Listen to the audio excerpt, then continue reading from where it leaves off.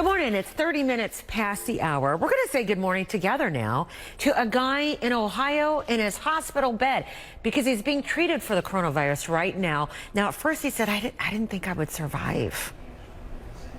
Protect yourselves. Do not go in the crowds. Do not shake hands. Stop hugging each other.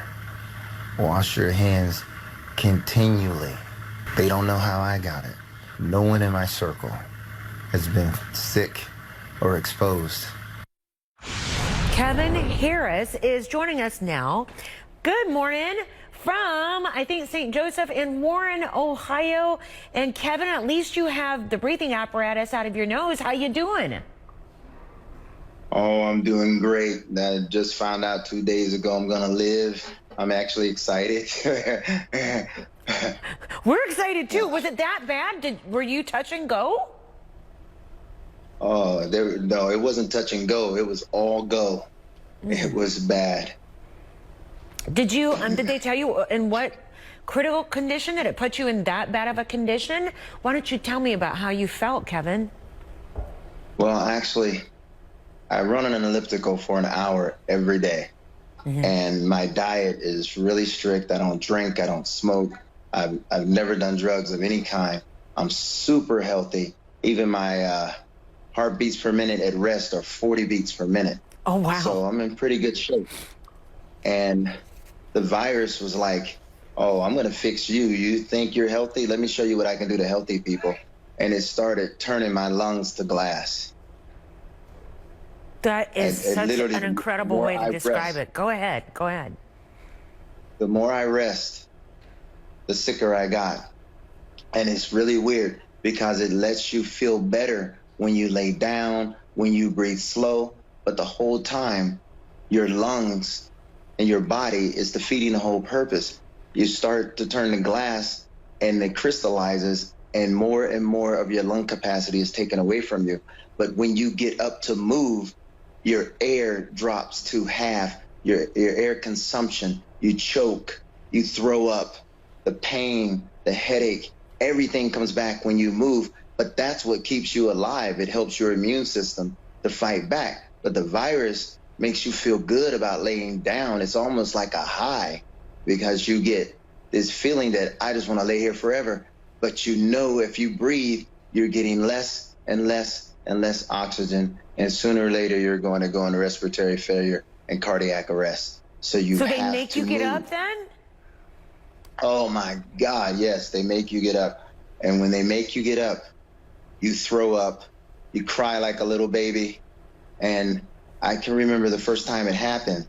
After I threw up, I could breathe. So the next time around, I tell the nurses, no matter how much I beg, do not lay me back down. Make me go through it. It takes about 20 minutes to go through one of those episodes. But once you get to the other side of it, you can breathe a little bit better. I mean, it's the weirdest thing. You think you're gonna die during one of those episodes. You know you're gonna die, but then you don't. When just the opposite, when you lay in the bed, the fever goes away, the headache goes away, the body pains go away. You feel this relief come over your whole body, and it's killing you. Wow. Kevin, I have never heard anybody explain these episodes as well as you just did.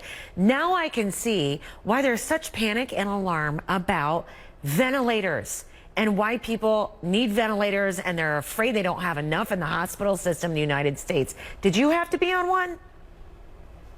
No, they did everything they could to keep me off a ventilator. And that's, another one of those misconceptions. I know they're only trying to help and keep people from panicking. But if you don't breathe on your own and your immune system does not kick in, you are going to die. Kevin, I think that your words can be a big wake-up call for a lot of people who might be gallivanting around on a beach or, out saying, oh, I'm young. You got some advice, I bet? Well, I'll tell you this. I didn't know I had the coronavirus. I thought I had the flu. Even when I came in the hospital, every doctor in this hospital said, you don't have the symptoms. it's not that bad. It doesn't go this way. It doesn't go that way. You have some very, very bad pneumonia. Until 3 days later when the test came back and they're all sitting there with their mouths open like, we don't know what to do. When your doctor says to you, there's nothing we can do and you need to pray and beg God for mercy. I never heard a doctor do that before, but I heard that in this situation. And I thought, that's what I said. Are you actually saying this to me?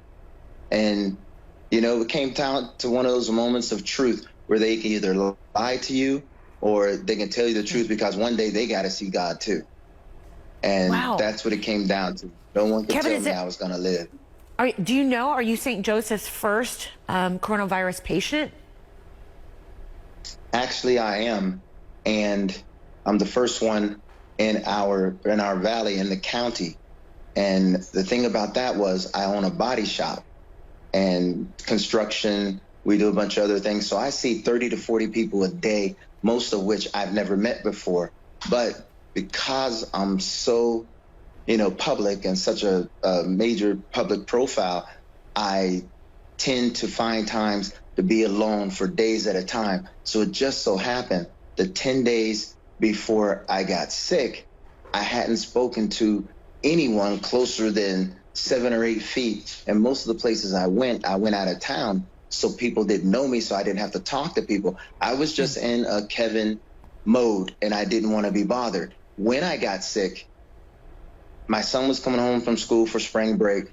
My employees wanted to come over and check on me and I wouldn't let anybody in the house. I kept telling them, you cannot come in here. Whatever I got, it is bad and you don't want this flu. Because the doctor saw me for 30 seconds and no test, no nothing, said, man, you got the flu really bad, and gave me Tamiflu and sent me home. And fortunately, that was the only place I had gone to. Now, the killer of all that is that law thing. I kept laying in the bed because I felt better when I laid still. And then one day I realized I'm not going to be able to breathe the next time I have an episode. And they got me to the hospital. And then, like I said, 3 days later, I got the coronavirus. No one thought I had it. And it felt completely different to you. Isn't it strange how some people report, oh, I just had a sore throat, a bit of a cough. Well, other people like yourself, an exerciser, only 55, it has you in a hospital bed. Kevin, what are they telling you right now? How long may you have to be there? You've been there 11 days, I think. How are you now? Well, to be quite frank with you, yesterday they said, there was nothing that we could do for you when you got here, so you're getting better and you're not on oxygen anymore. So you can go home and ride the rest of this out. You don't have a fever, haven't had a fever for 3 days. The problem is they said you have to be in total isolation, but you're not strong enough to walk. So somebody has to take care of you. I'm like, what? How do I be in total isolation, but somebody has to take care of me? And then I said, how do I get home? Oh, we're going to call you a cab. Okay, so you're going to call me a cab? Who's going to drive the cab? My kids aren't going to come and get me. I'm not letting them anywhere near me. And, well, I asked them, are your kids going to take me home? They looked at me like I was stupid. So now, we don't know what we're going to do.